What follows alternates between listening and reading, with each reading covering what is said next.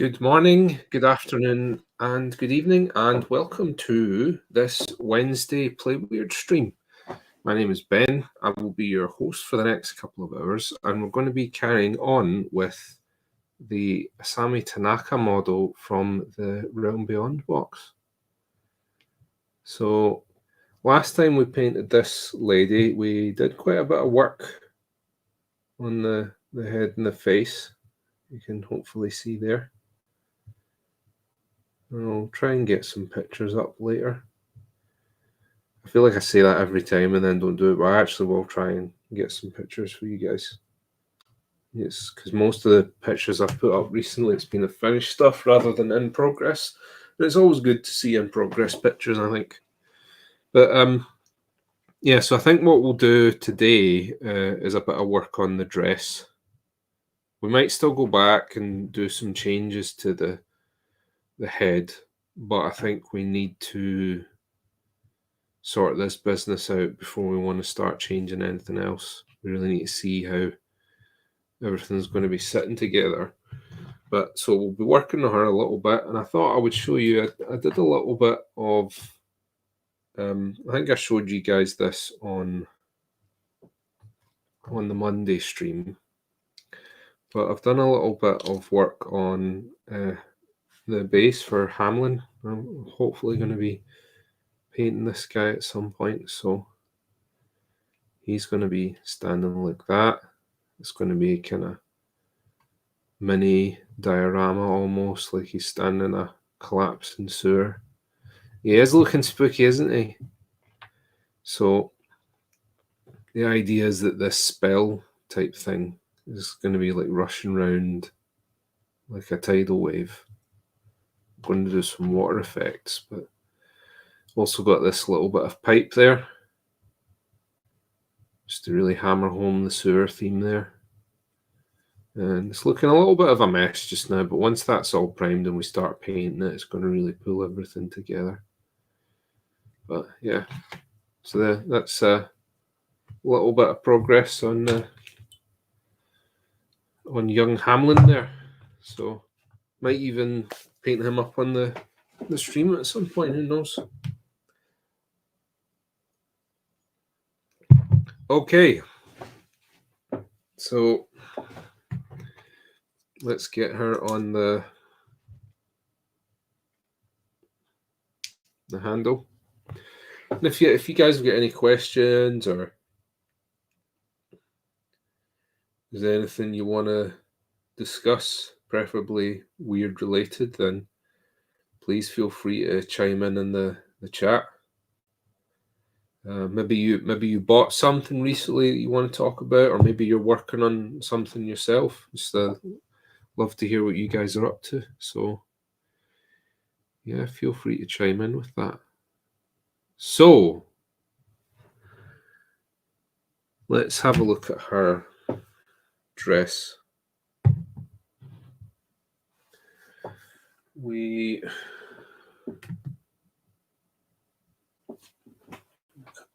Okay, so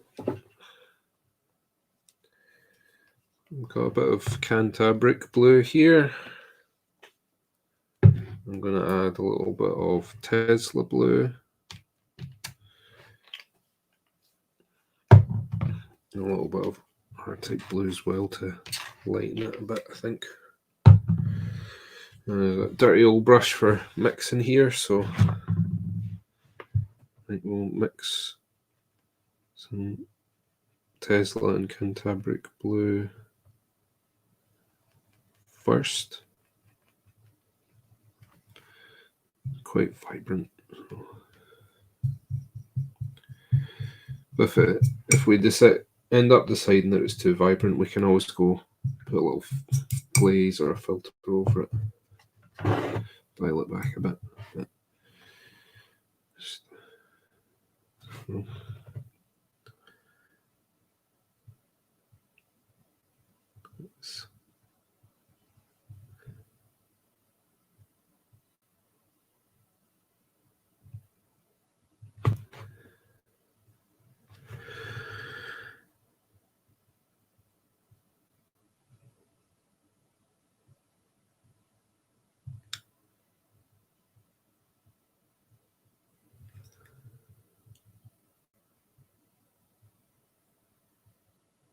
I'm just going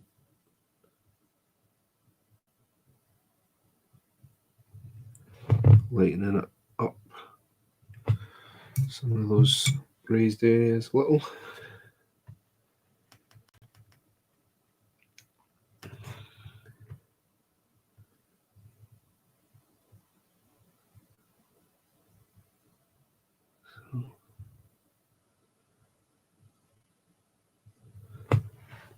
Because this is cloth, we don't want any hard edges on it.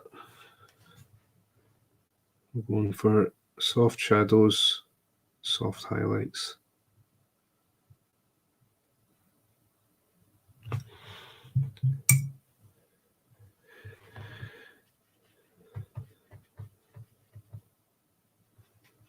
bit too much more in there. Oh yeah, thank you for the follow. Mita222. Always appreciated.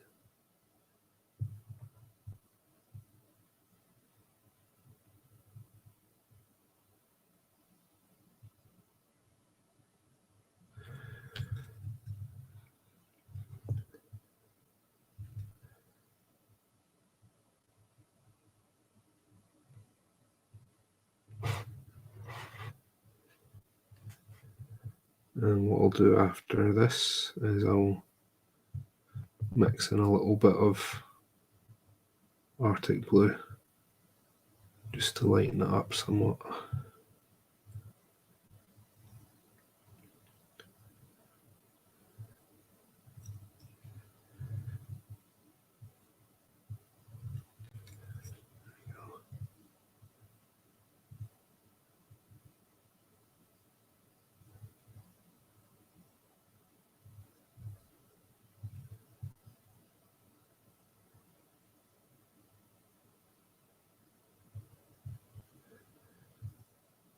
There we go. Oh, nice and subtle.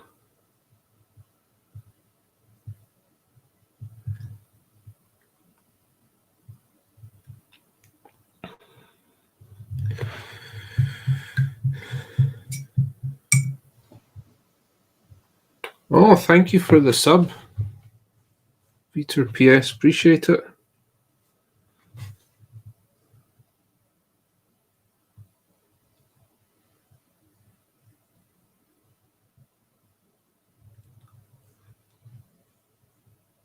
The love cascading in today. Look at that.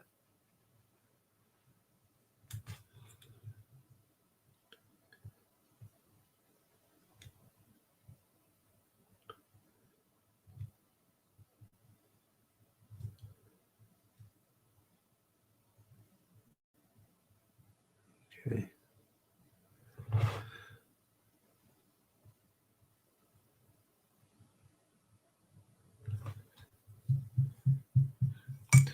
So I'm not like you. If you guys have watched me streaming before, you'll know I'm a fan of putting texture onto models. The reason I'm not putting any texture on her is because my feeling is that it would be too much visual noise. Because one, she's quite a small model, as you can see, but two, she's going to go on this base, and there's going to be quite a lot of texture and things going on with the base on her. And then we're going to have this freehand on the sort of apron bit of the gown, so we don't want to be ramming too much into a small space. It's just not going to look right. So these are the kind of things that you want to be thinking about if you're wanting to maybe invest a little bit more time and attention into a model. Which, I mean, if you're going to invest a bit more time and attention in any model in your Malifaux crew, it's most certainly going to be your master, right? So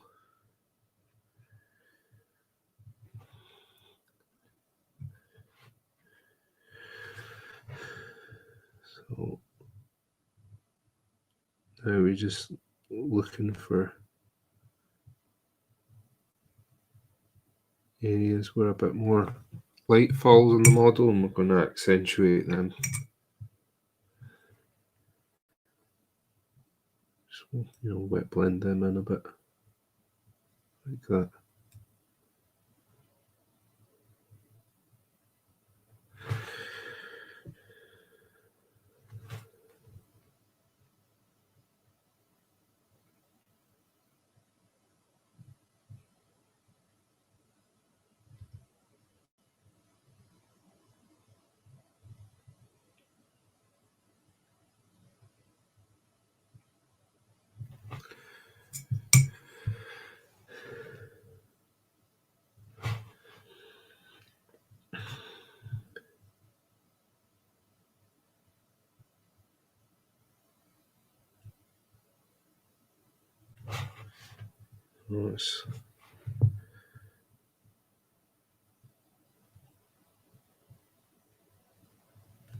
It's kind of subtle just now, but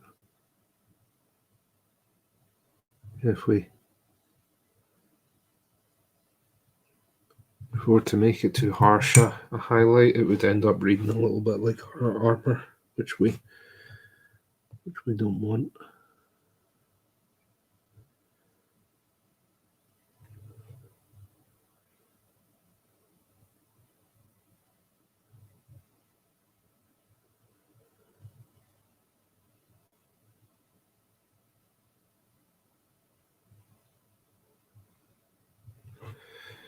There you go.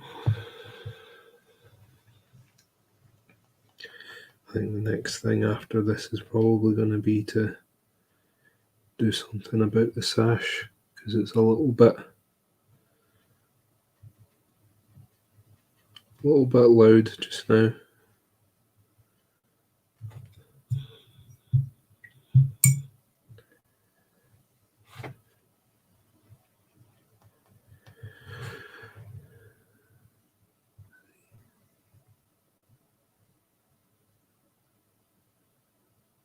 I'm just following the creases in the cloth, accentuating them.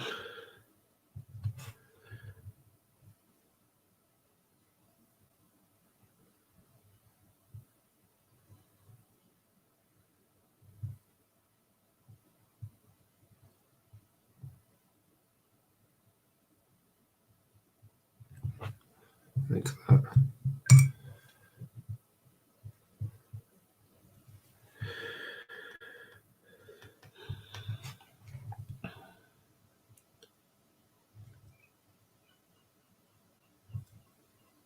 The good thing about doing this sort of highlighting is if any of our colours end up a bit too stark, we can go over it with a glaze and cam it down a little.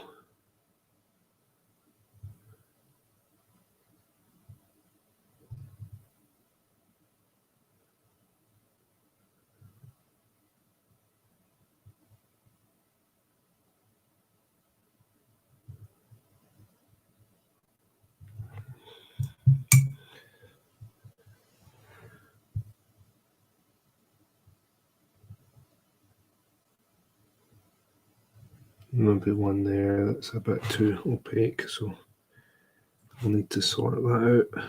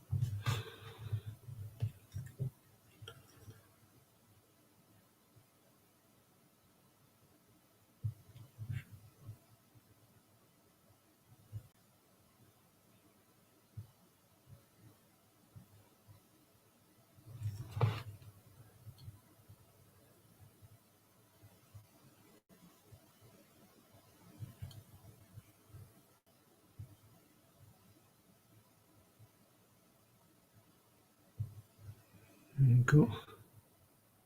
Glaze that out there. There we go. So let's zoom in a little bit here.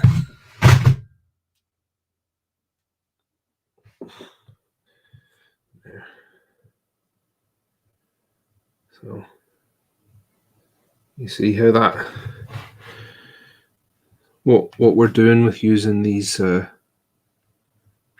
softer highlights is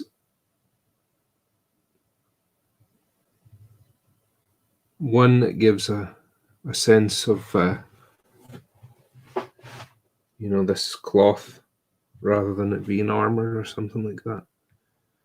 But also what it does is it conveys a sense of motion. It makes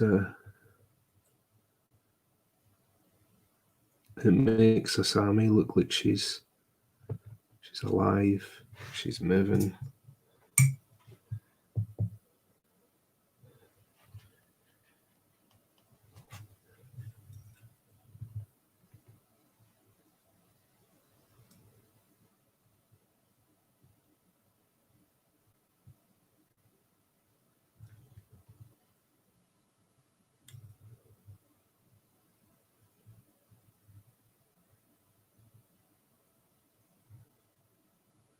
Most importantly of all, it just looks cool.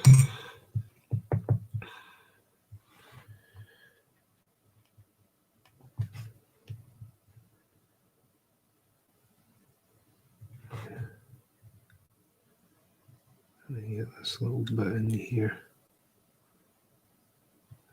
Go. That's looking better.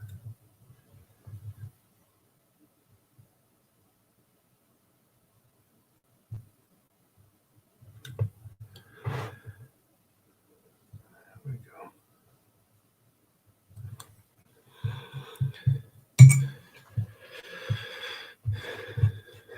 For that, something that will help you immensely for highlighting anything, but in particular for highlighting something like cloth, anything else that's remotely organic, is if you can control the pressure that you apply with your brush, because that can completely change the way that the paint flows from your brush and onto the model. And you can create lots of different effects and variations. So if you're seeing here, because what I do is I alter the pressure when I'm highlighting here as I go, it allows me to create a blend with the highlight.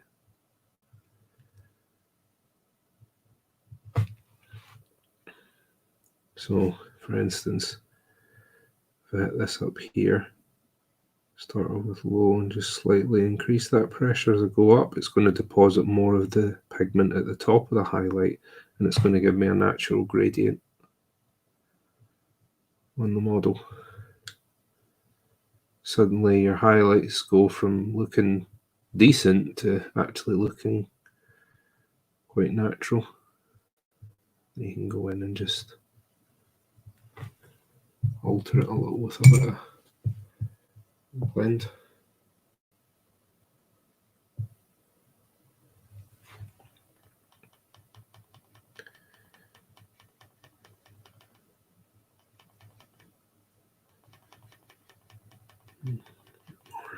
There we go.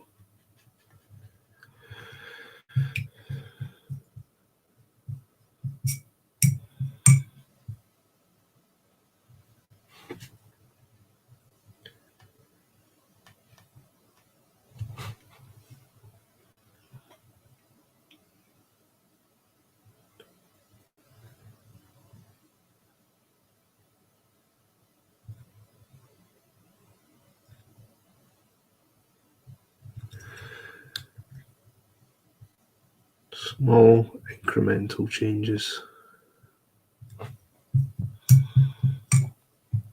That's how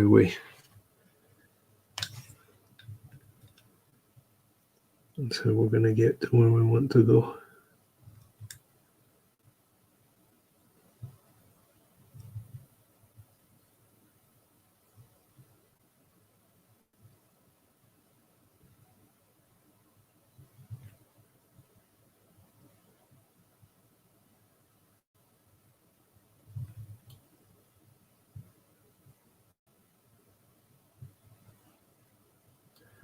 And for this kind of work, some people like to take reference photographs of the model so that they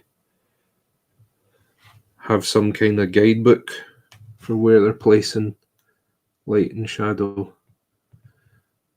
But you don't need to do that.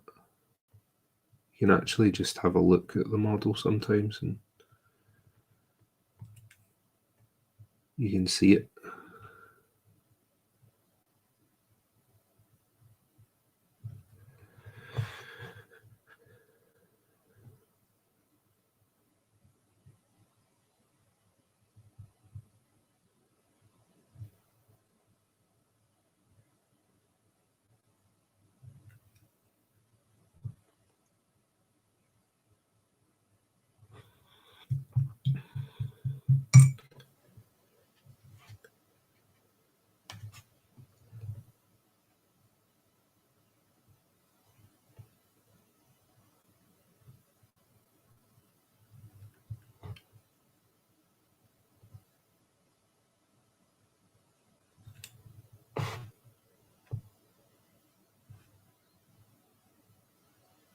There you go.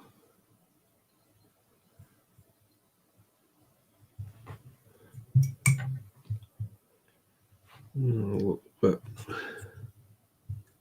rough in places. Just tidy that up.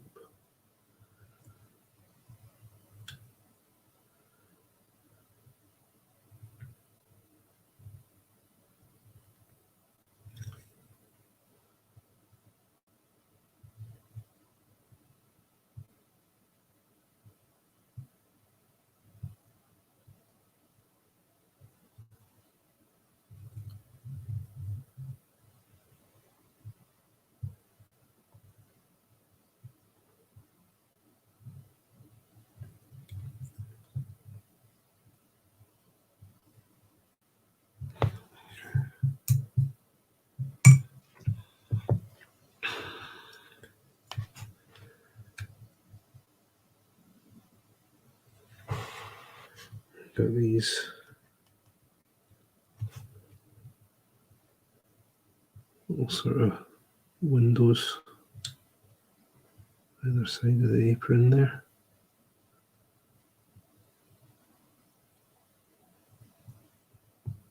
Where you can see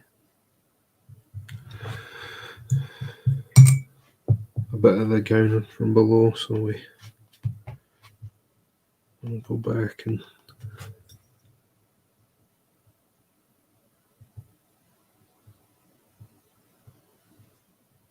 size them.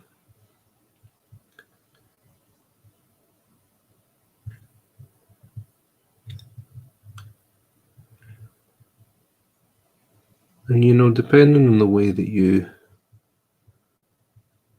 highlight your model and what you choose to accentuate, you can actually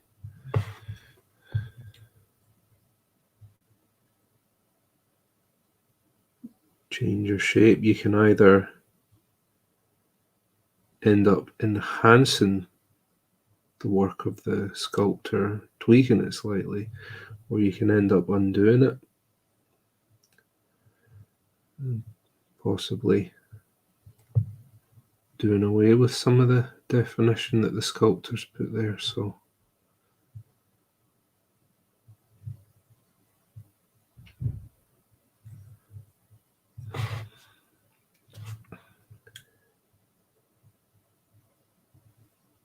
it's always good to be mindful of what exactly you want to accentuate on the model.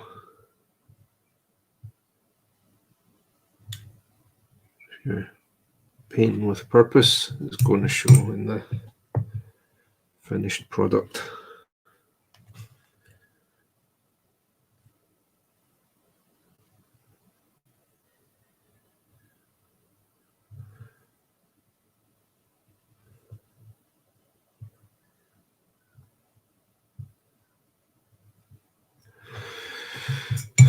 Okay, and then using a similar mix to before, but what I'm going to do is I'm going to add more Arctic blue to this. So we're going lighter.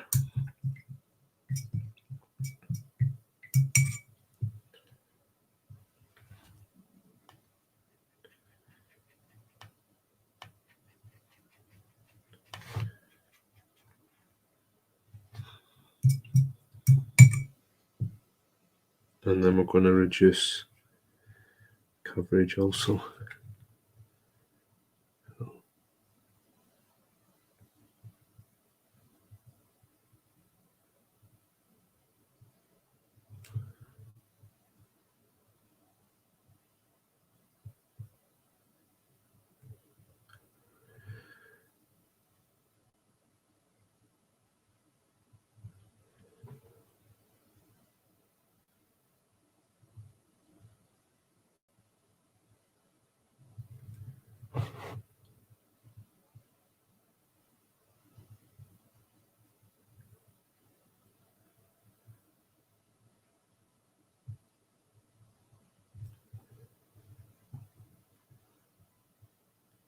Keep that highlight soft.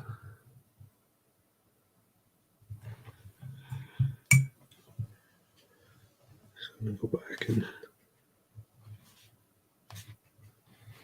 blend that bit.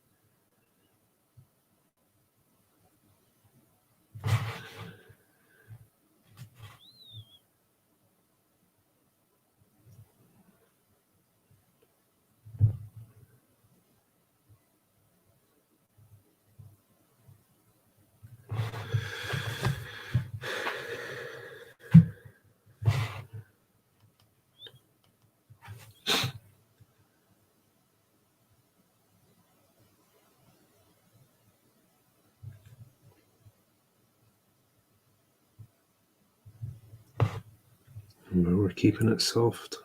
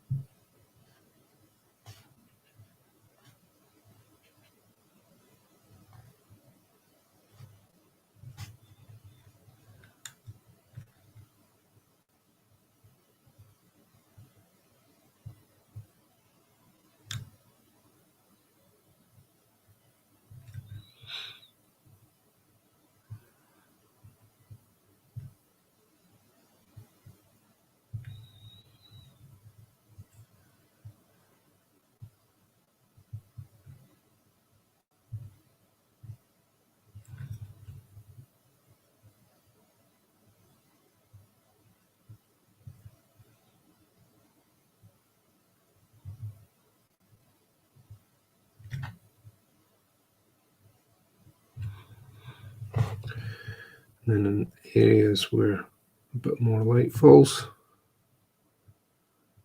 highlights are, of course, a bit bigger.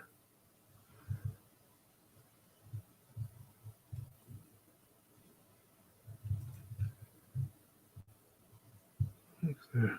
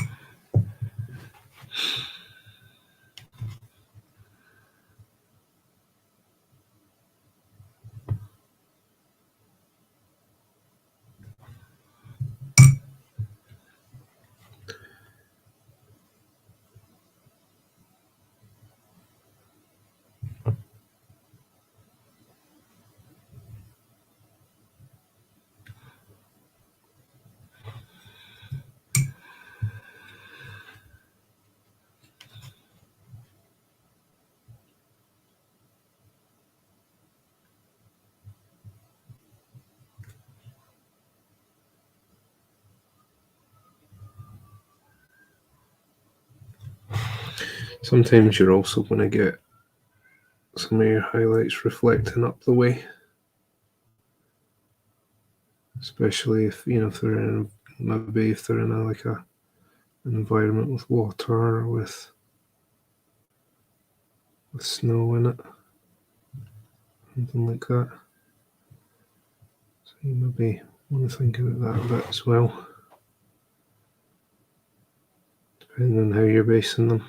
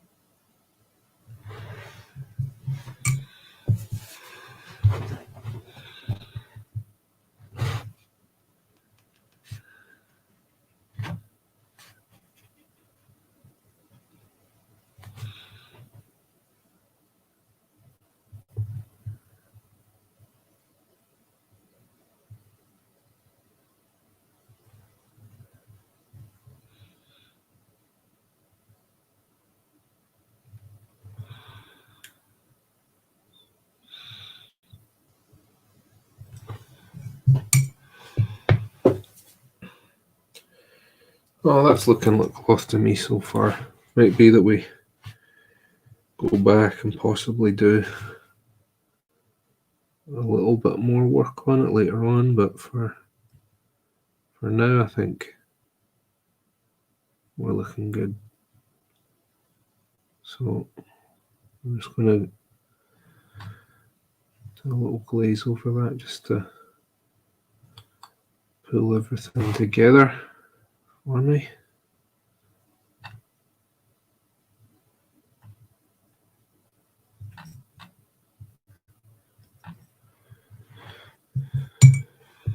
And we're going to do something about the sash on her.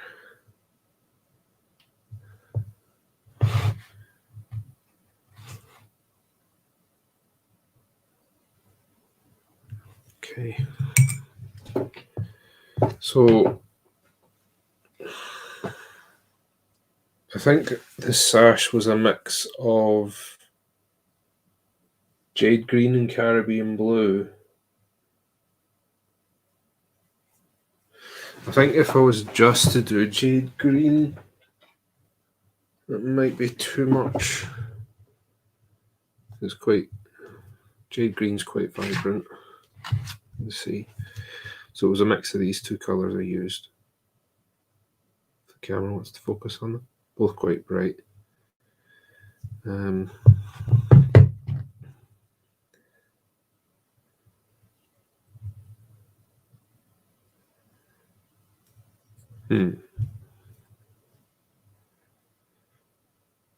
I think I'm going to mix some of that up and then add a bit of Nocturne Green. Or maybe actually some Incubi Darkness to it. I think it would be better. Because I think Nocturne Green's a bit more muted. It's a bit darker as well.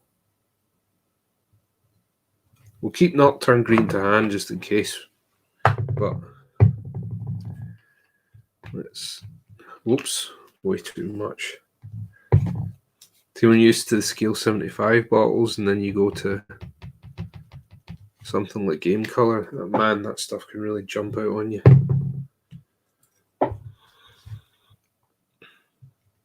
And then get some Incubi Darkness.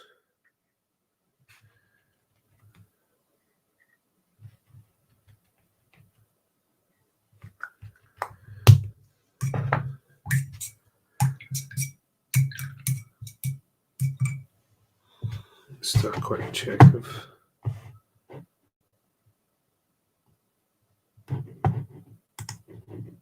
make sure I've not missed anything in the chats. Okay, so right, so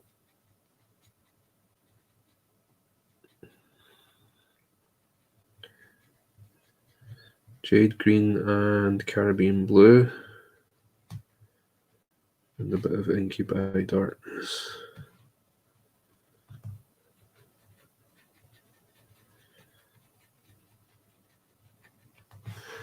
There you go. That looks like a good shadow color for us. Whoa, you guys can't really see that because of the glare. Wait a minute.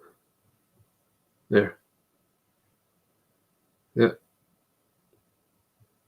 Because we don't want to go too dark, first of all.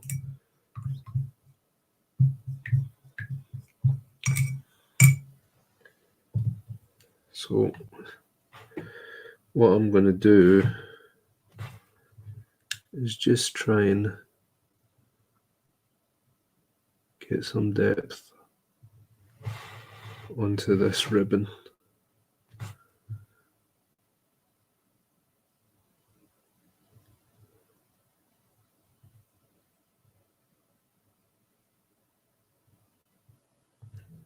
I'm sure there's a proper name for it, but I couldn't tell you what it is. But I mean, if you're in chat and you got a lot of knowledge of traditional Japanese dress, then feel free to chime in and educate us.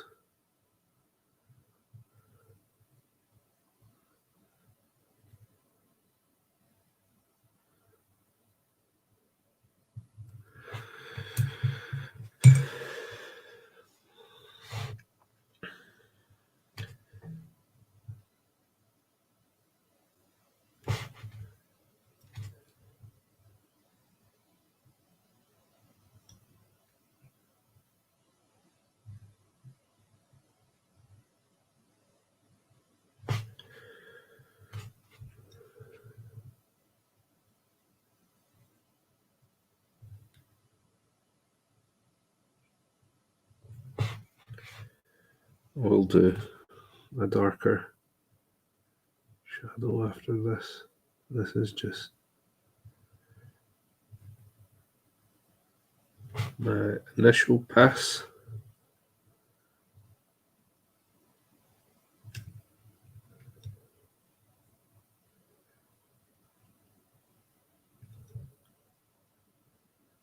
Might even go over this couple of times just to get the depth that I need.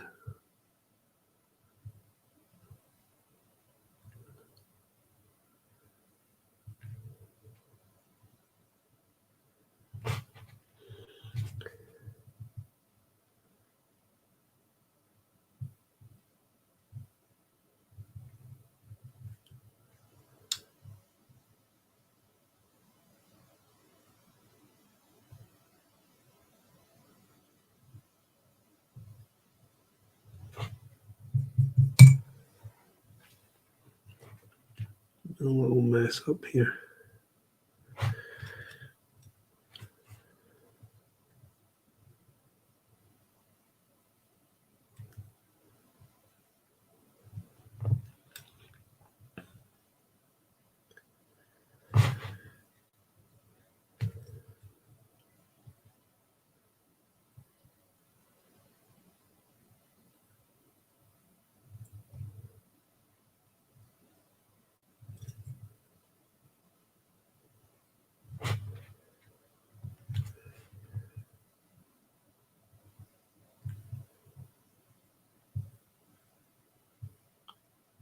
Problem I've ran into sometimes with the game color paints is that they can have a kind of satin finish to them, if that makes sense.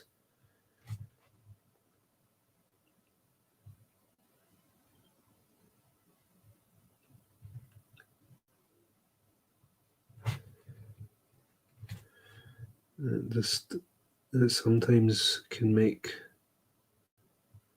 blending a little bit trickier on them.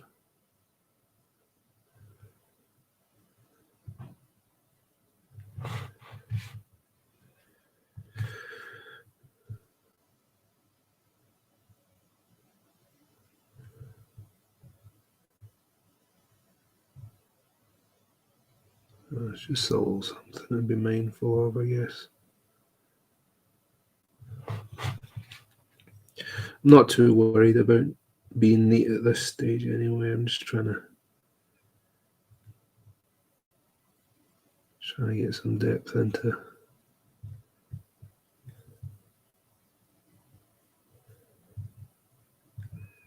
these areas, like I was saying.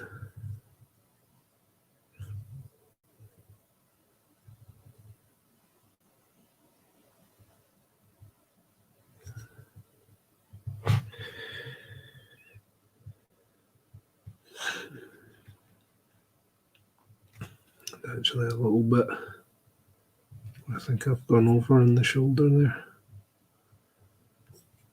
It's tricky to get because of that tentacle that's lying just there.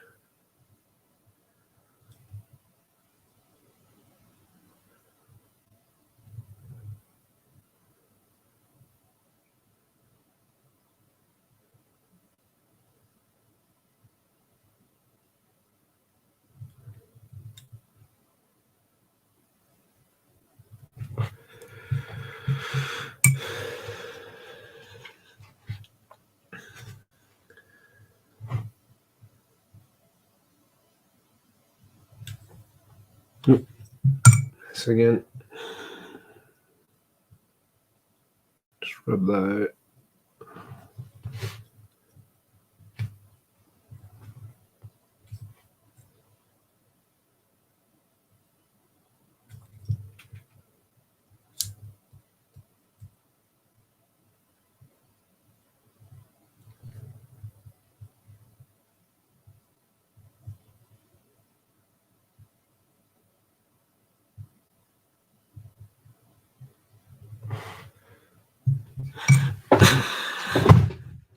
Oops. I just hit my keyboard.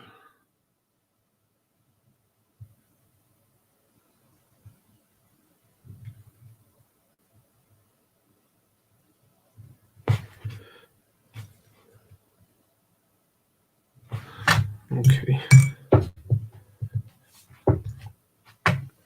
And then I'll go straight Incubi Darkness into those darker areas.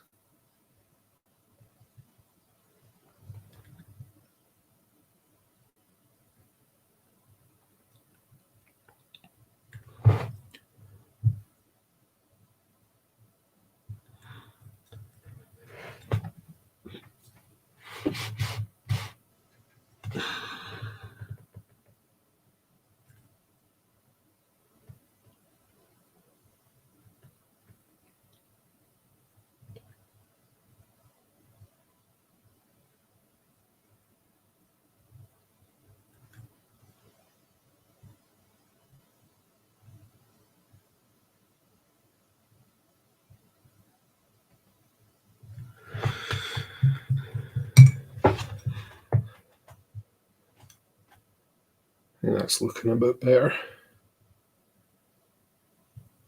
Not quite as untamed as it was.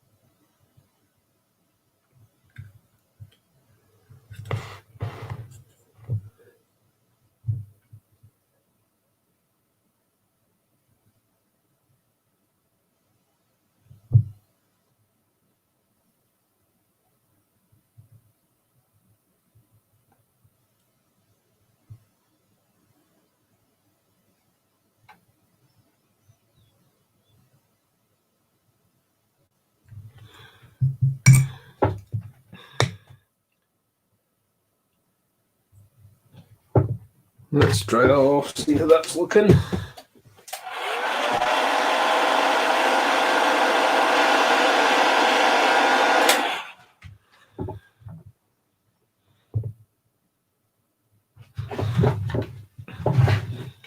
Okay, now go back and pick some of that detail back out.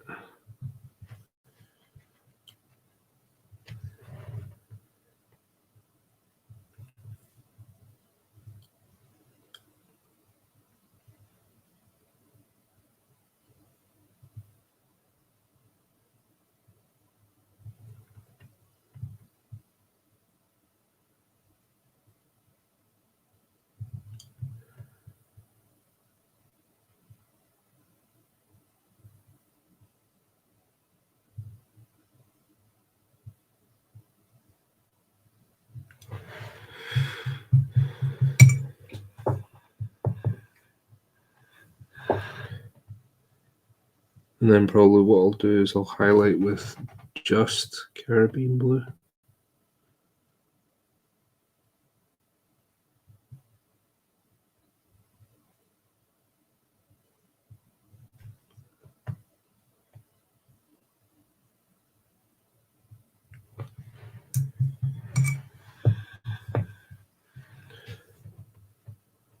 That's looking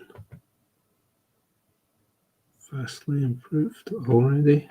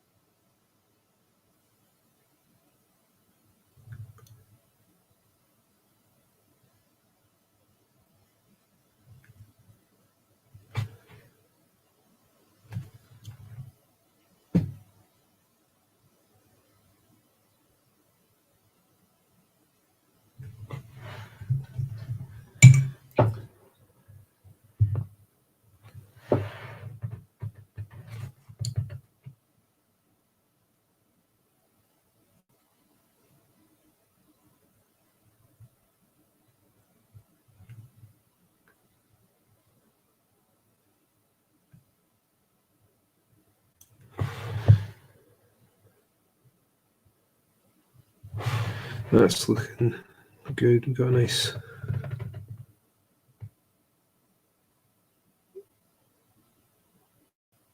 range of shades and highlights there that's going to sell that as silk. So I'm putting a little bit of a soft sheen onto this to make it look a bit more like silk.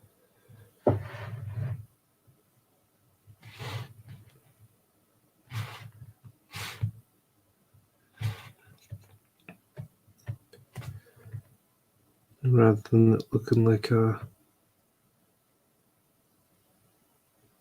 matte fabric. It's hopefully giving the impression of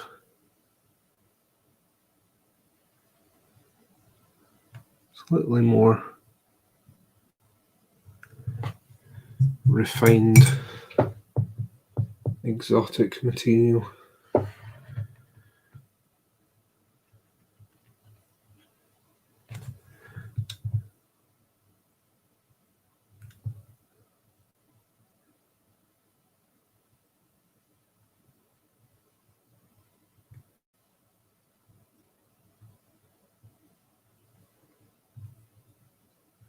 It's been an interesting little exercise,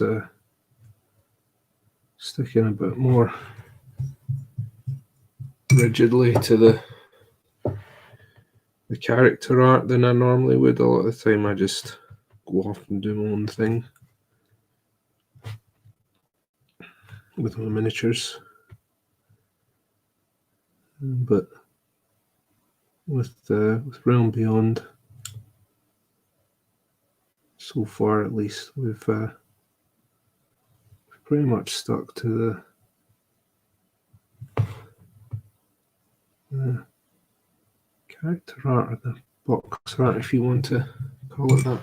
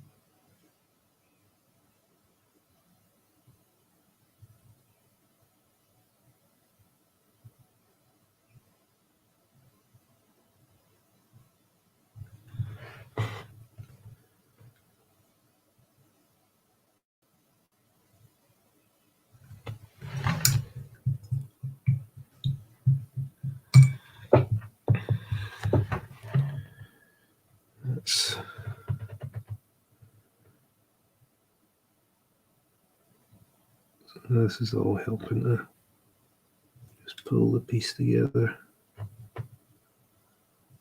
a little bit more.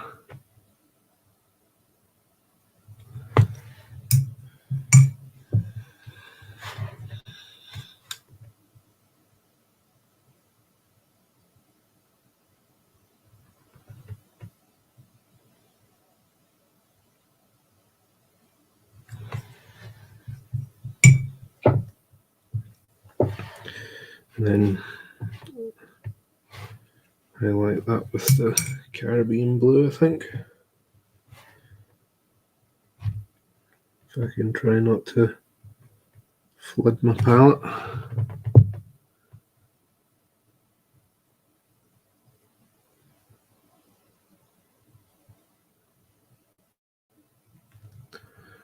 So although it's called Caribbean blue, there's quite a bit of green through it still, so Works quite nicely for us as a highlight colour.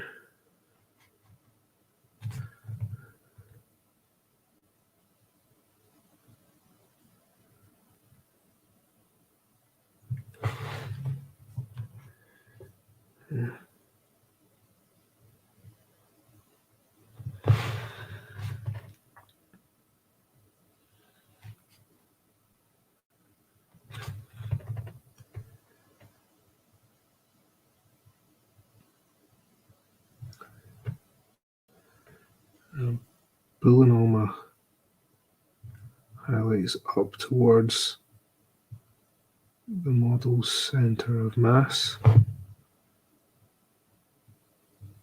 That's going to help pull focus up to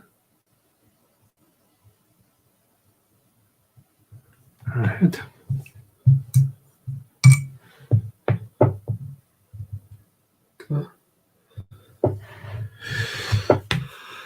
The Caribbean blue has been swallowed by the jade green, so I'm just going to load a little more on there.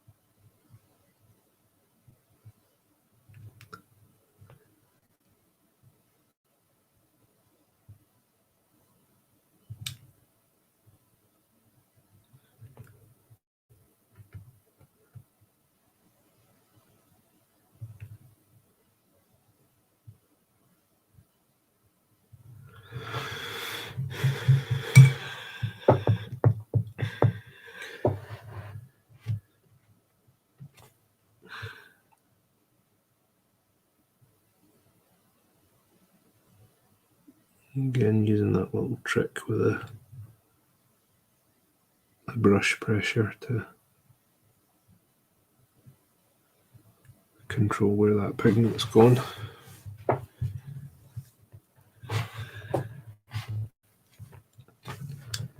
There, she's got a nice little bow there,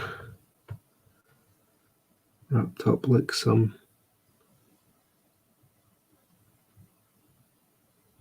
nightmarish eldritch present.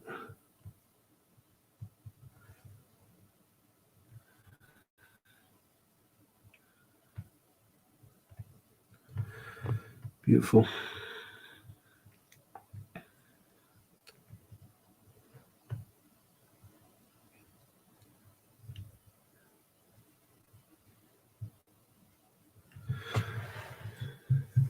Asami Tanaka.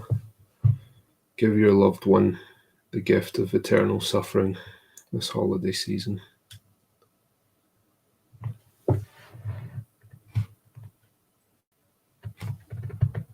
Or, someone you hate. Probably better than a loved one, right? Maybe it's a loved one in air quotes, right? I mean, I bet there's a few of us that have got relatives like that.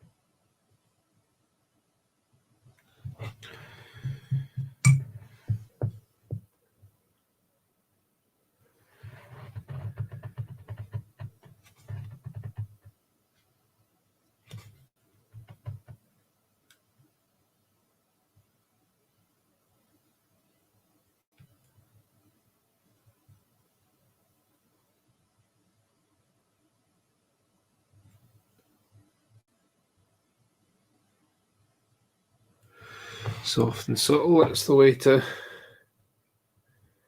go when we're highlighting quotes.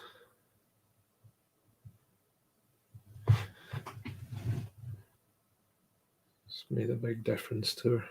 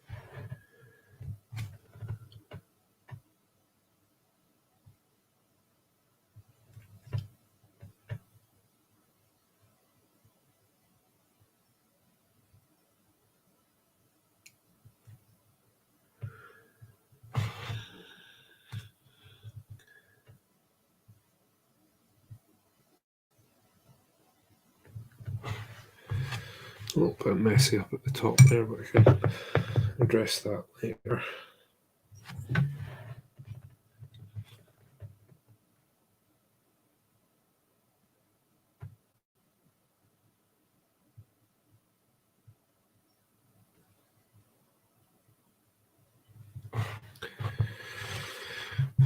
Okay, so I think we know pretty much what we're doing with that knot there, and I'm happy with how it's looking with the rest of that blue.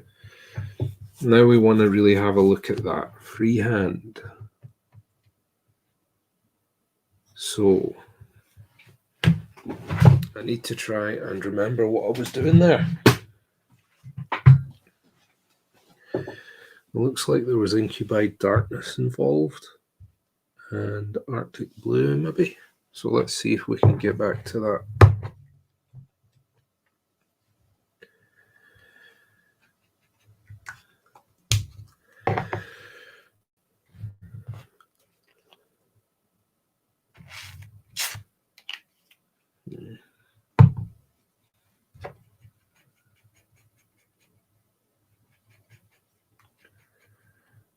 A bit of jade green in there, possibly.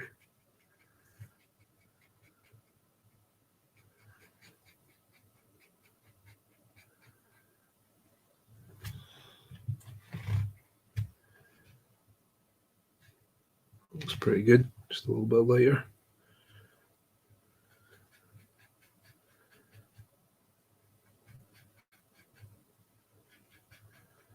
What I'm going to do is I'm going to paint my flower petals in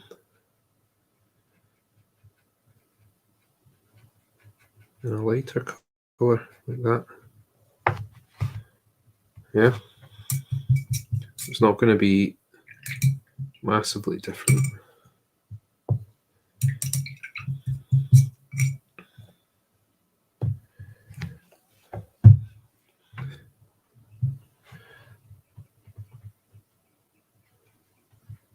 Okay, so flower petals first.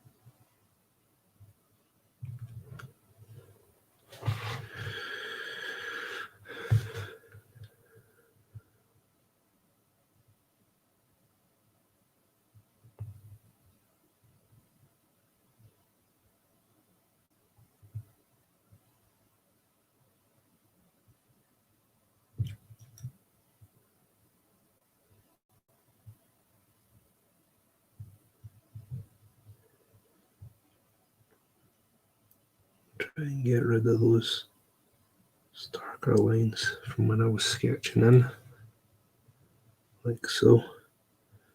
So we're still going to leave a bit of an outline.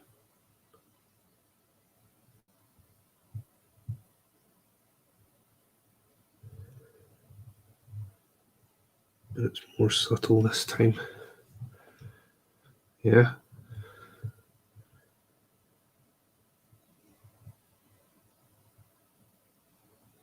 There we go.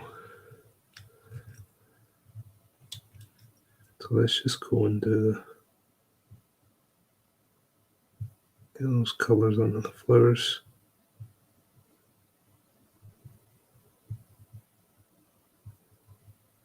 First of all.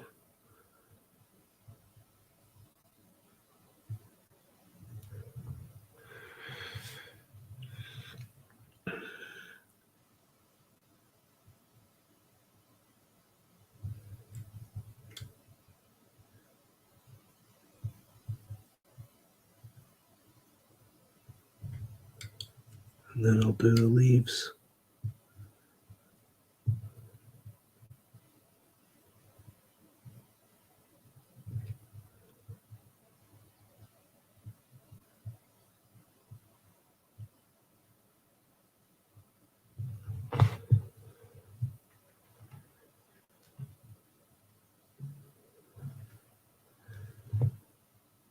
Cut those shapes.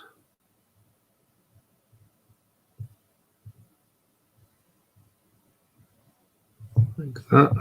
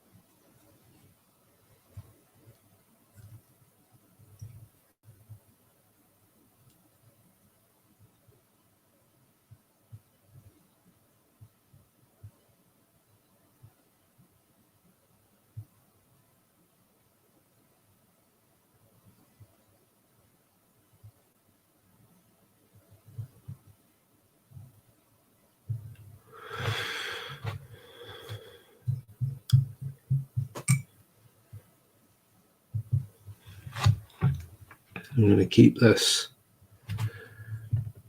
freehand quite subtle.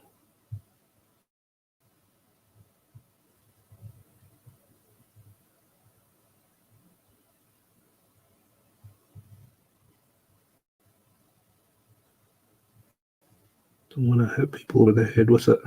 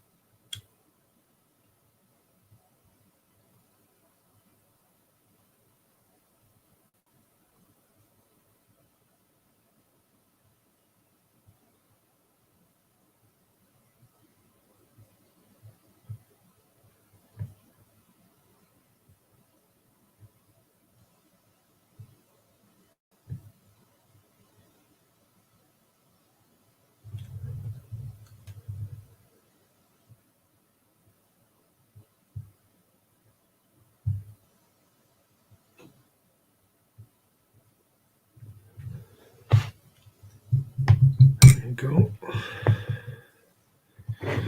Just a quick check of the chat, make sure I'm not missing anything.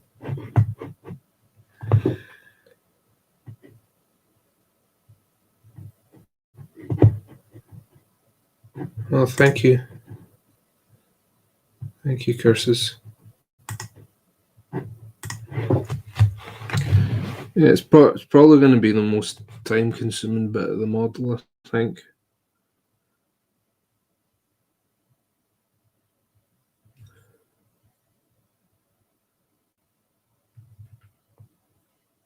But I think it's going to be worth it.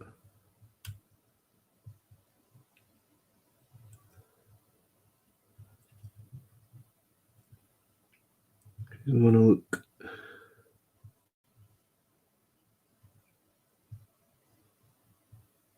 pretty special when she's done.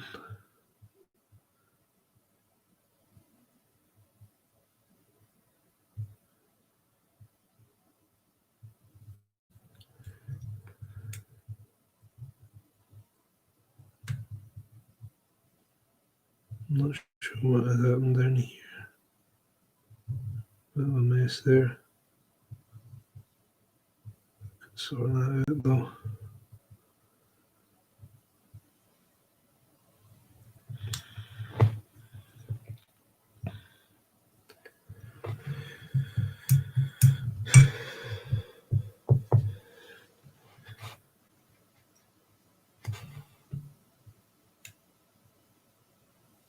So the thing about the pattern and the artwork is that it's monochromatic in that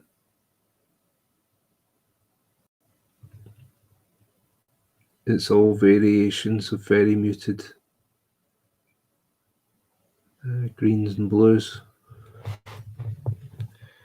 So even the flowers are quite muted greens and blues, so it means that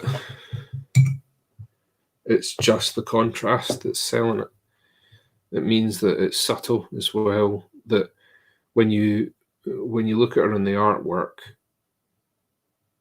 the pattern is not the focus. And when you do have something as intricate as a pattern like that on a dress, if it was a lot more brightly coloured, it easily could be. So we're basically trying to do what they're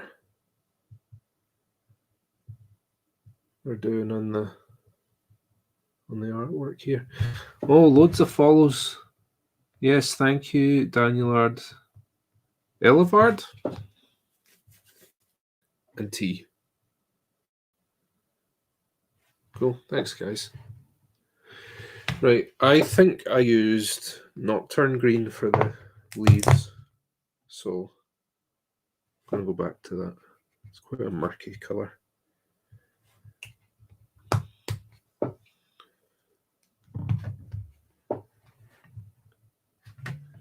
I'm going to get all the leaves in, and then we're going to see how things are looking when we've done that. See what we need to tighten up, what needs to be muted, so on and so forth.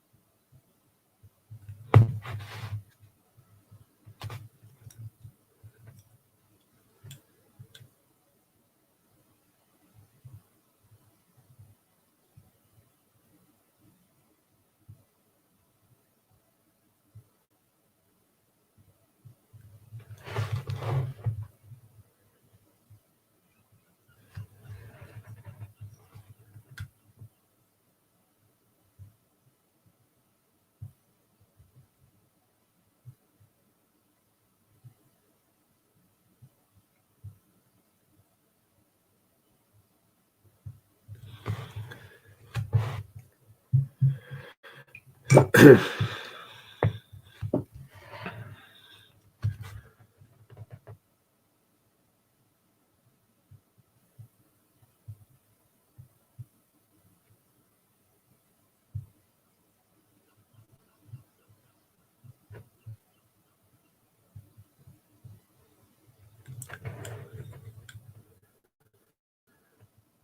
a bit misshapen there. Let's.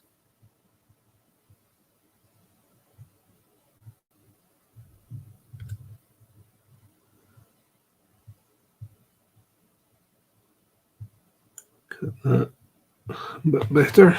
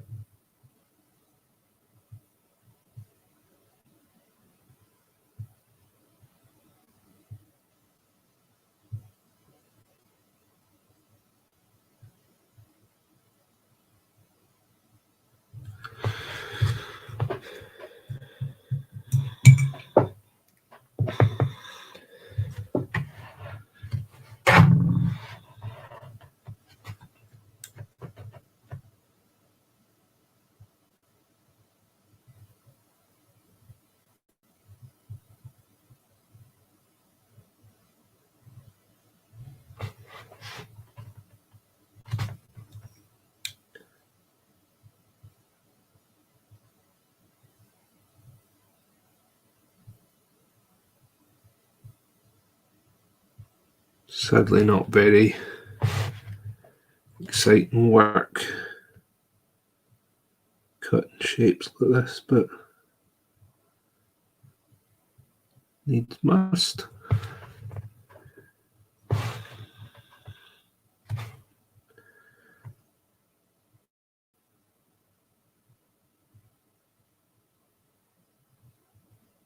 This is what's going to give us the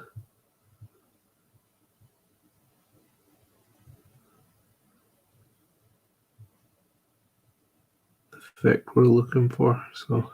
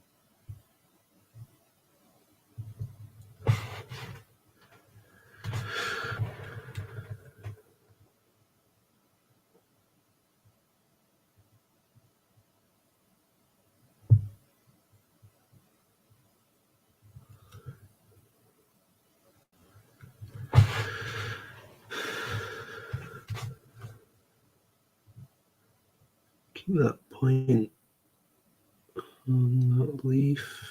There we go.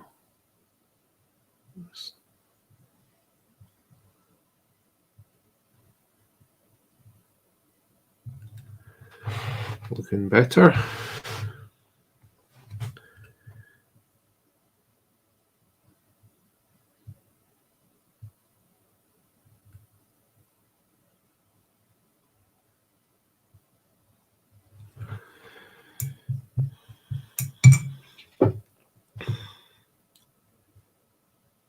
Yeah, Hannah, I did freehand the pattern. I based it off of the art on the box / card. Just loosely. I didn't copy it exactly.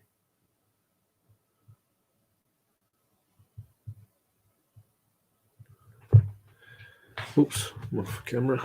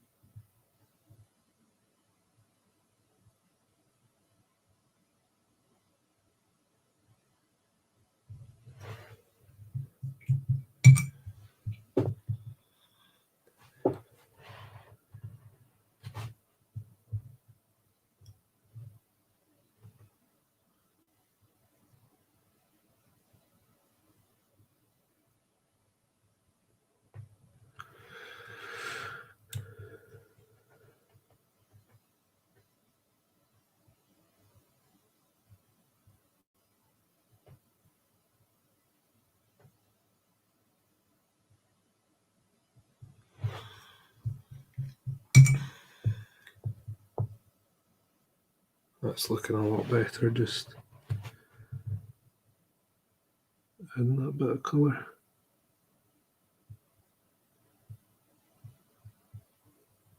It's amazing the difference that small changes can make.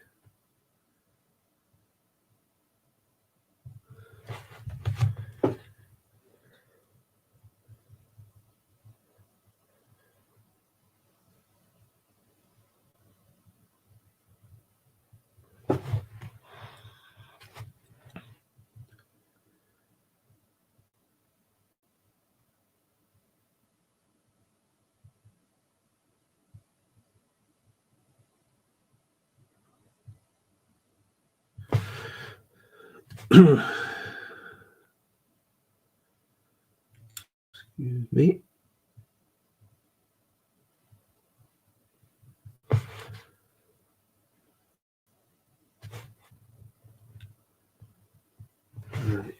Get some more.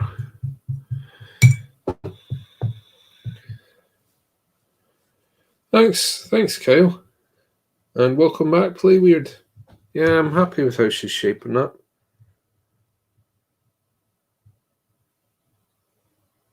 She's definitely getting there.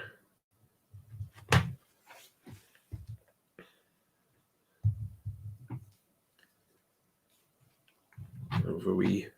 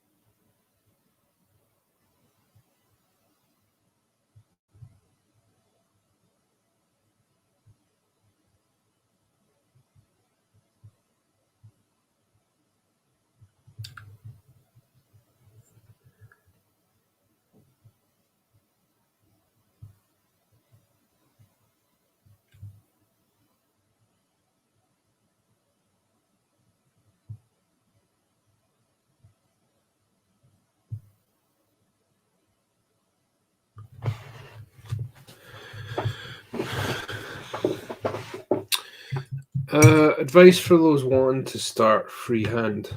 I would say the first bit of advice I would give would be try doing something organic instead of a geometric shape. So for talking sake, like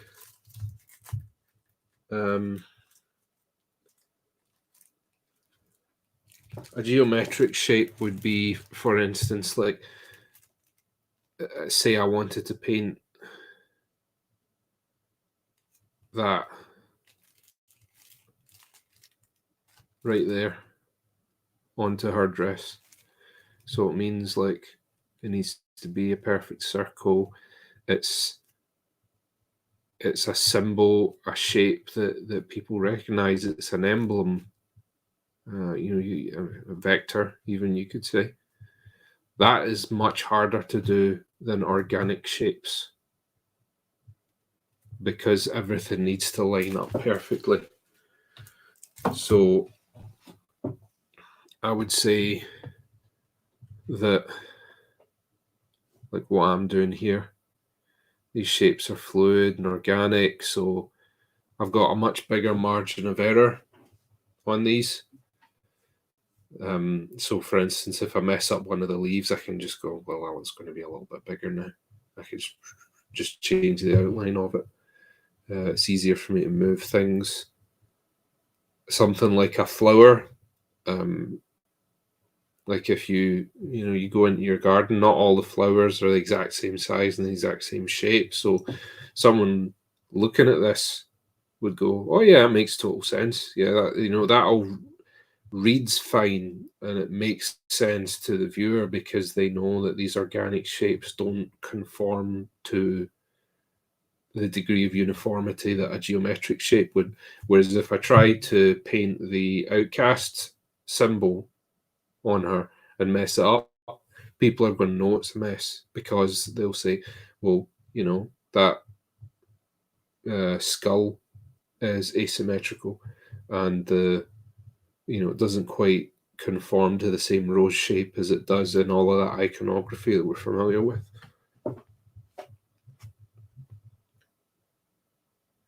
And Play Wyrd's hit the nail on the head. The other thing is, don't do what I did here and just go straight on to the model right away. When I'm doing freehand on other things that I've done, I don't always go straight onto the model, and this is one of the things where using a dry palette, a piece of plastic or plasticard with primer on it, is so much more helpful for you than the wet palette because you can practice here. So, like for instance, let's say for talking sake that I wanted to do a bit of writing on a model. So rather than going straight on, let's say, right, I want to do like a Malifaux M. So I would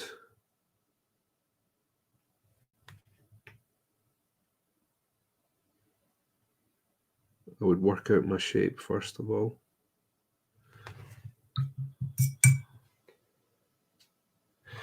And your lines and everything, they don't need to be perfect right away.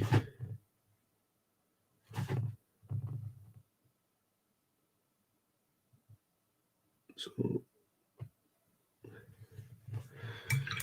like if we mess this M up a little bit, what we can then do is, first of all, you can do the other thing of like, you can go over it again. So we try to, we do try to get everything in one hit. If we don't hit it first time, like we mess it up like that, you don't panic. You never ever panic when you make a mistake because that's how you make it worse. So if we're correcting this, I've probably chosen a bad example because I've actually picked a geometric shape. So what I would then do here to neaten this up is I start cutting that line. So I'll go right alongside that black. And I've gone over a little bit here. I'm messing it up, but you get the idea. A lot of people think, guys, when they're doing freehand, it's and then they're done. A lot of thinking, a lot of work goes into it, and like even with the guys who've been doing it for ages, they still make mistakes. It's just the difference is they know how to fix their mistakes, and they don't freak out when they have a mistake on their hands. So.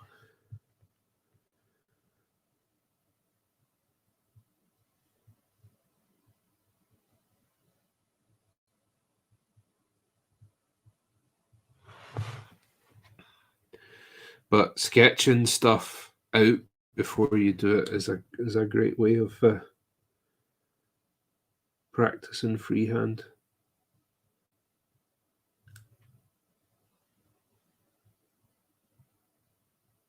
Because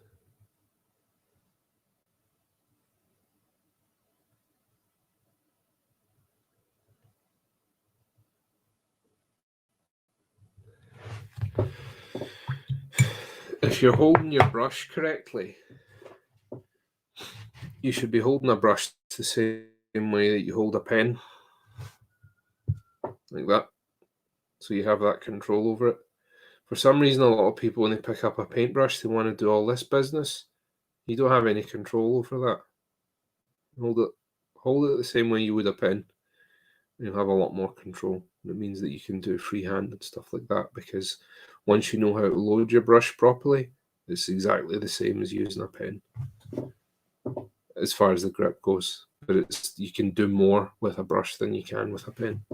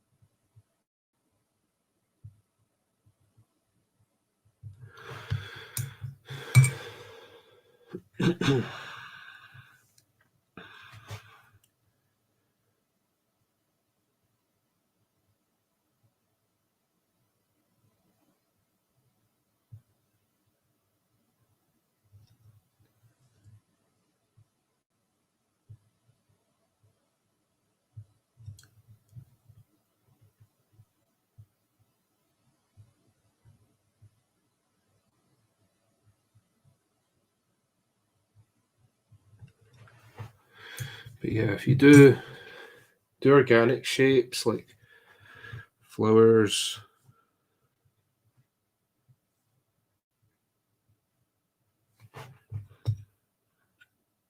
even like a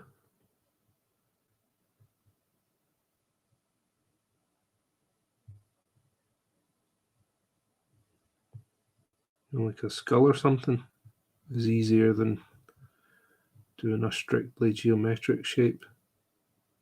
Painting logos and stuff like that is the hardest to do.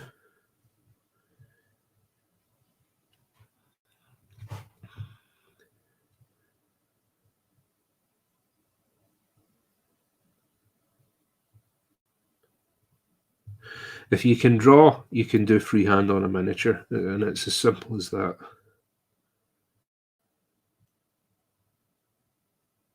If you draw and you're struggling to do freehand on a miniature, it's because there's something wrong with your brush technique.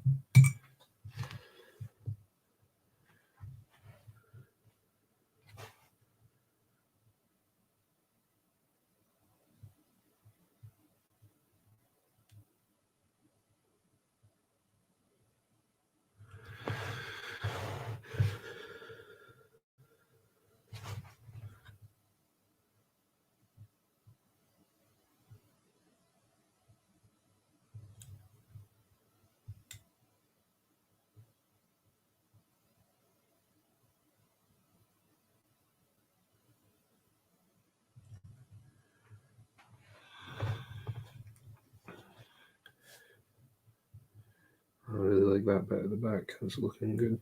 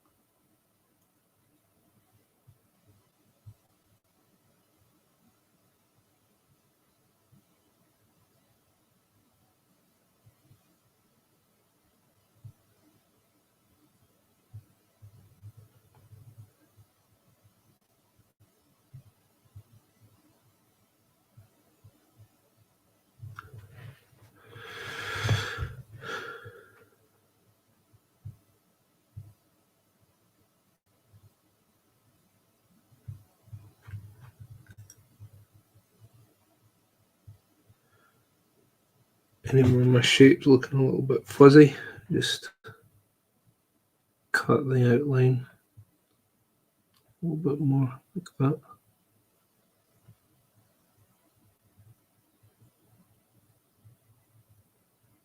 Don't want any fuzzy lines.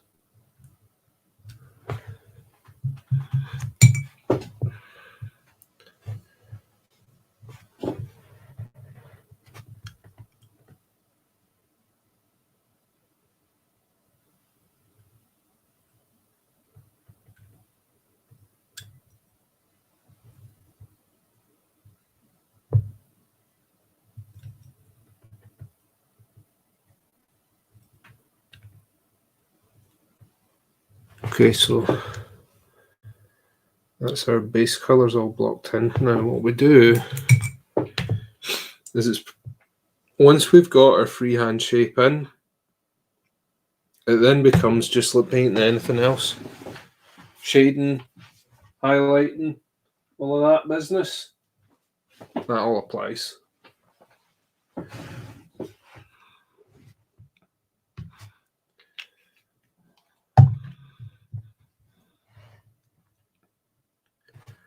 Oh, too small.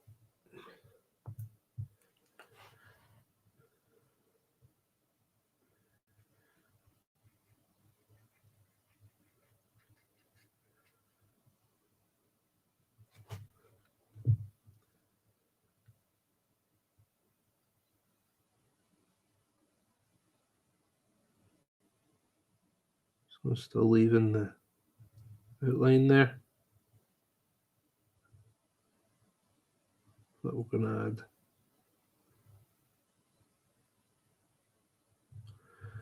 a bit more colour to that. Like that.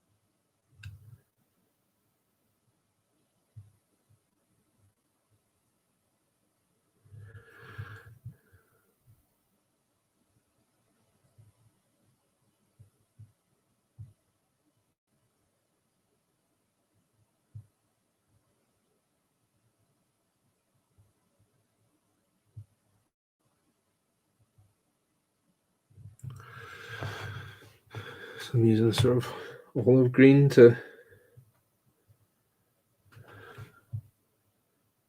colour in some of these leaves now that I've established my base colour. Well, I'm leaving a little bit of an outline on them.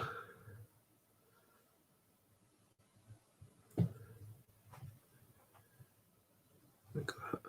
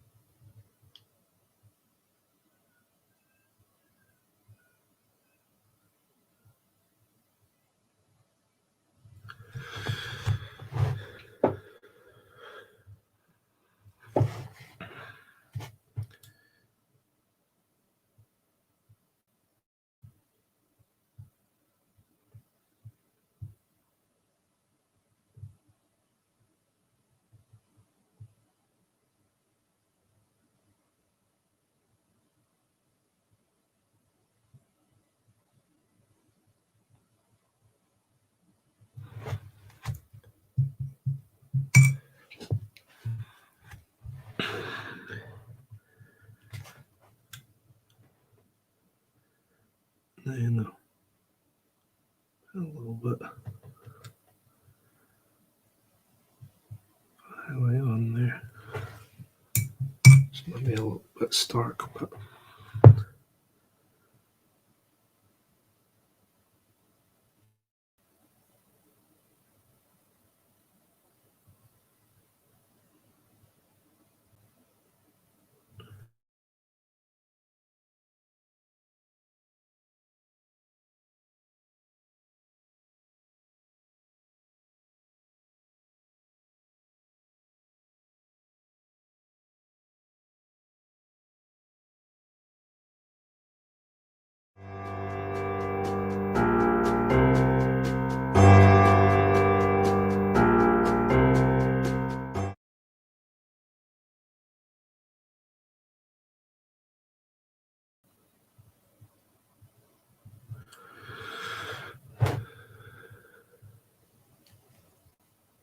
oh, lost me for a moment there.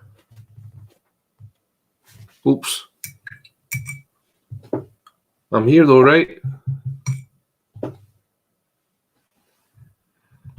Okay, that's good.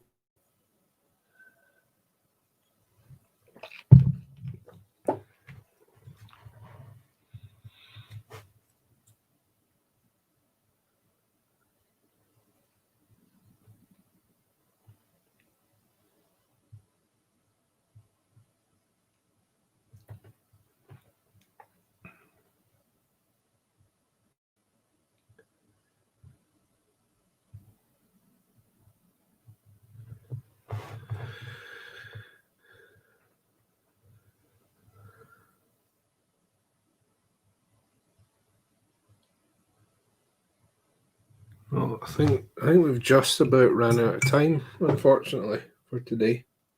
So probably going to start wrapping it up there.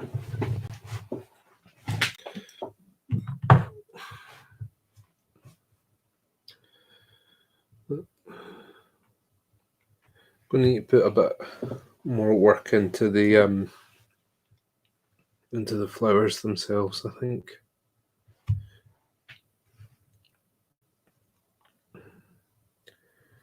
But just there, those leaves, that's pretty much what I'm going to do with the leaves. I might put, just like a little line up the center of each leaf, the way that leaves do. They get that where the stem splits it. We'll maybe put that in.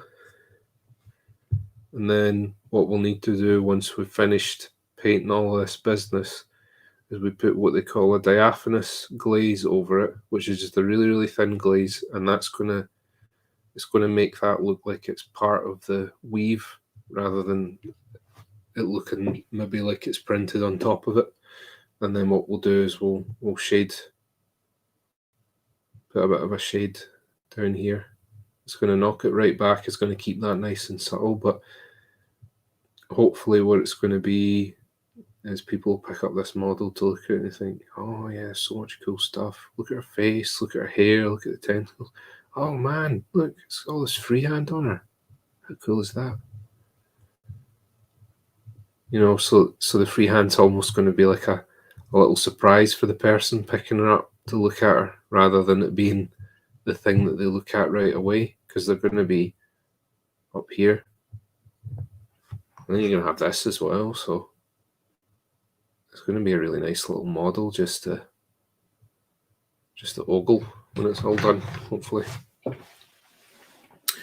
All right, folks, that is pretty much me for today.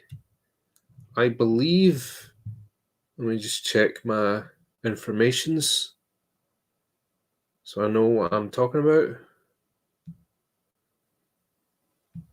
I think it's Jess later today, but Play Wyrd will correct me if I'm wrong.